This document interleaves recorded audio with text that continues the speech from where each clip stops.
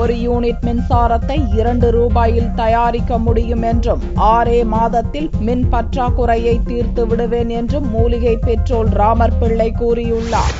தன்னால் கண்டுபிடிக்கப்பட்ட மூலிகை எரிபொருளை உலக காப்புரிமை மையம் அமெரிக்கா, சிங்கப்பூர், டென்மார்க், மலேசியா போன்ற நாடுகள் தெரிவித்திருக்கும் பட்சத்தில் தமிழக அரசு உரிய முறையில் இதை கவனித்து இதற்கு உதவ வேண்டும் என தெரிவித்த மூலிகை எரிபொருள் கண்டுபிடிப்பாளர் ராமர் பிள்ளை, இதேபோல் 6 மாத காலத்திற்குள் மின்சாரம் தயார் செய்து குறைந்த விலையில் தமிழக மக்களுக்கு மின்சாரம் வழங்க முடியும் எனவும் தெரிவித்தார். இதற்கு தமிழக முதல்வர் துணை புரிய வேண்டும் எனவும் அவர் கோரிக்கை விடுத்தார். ஒரு 20 லட்சம் ரூபாய் செலவுல ஒரு மிஷினை ரெடி பண்ணிருக்கோம்.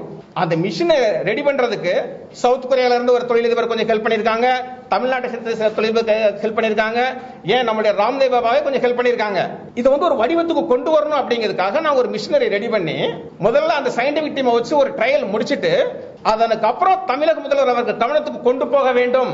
அந்த நோக்கத்துக்காகத்தான் நான் கொஞ்சம் இந்த ப்ராசஸ் பண்ணிட்டு இருந்தோம்.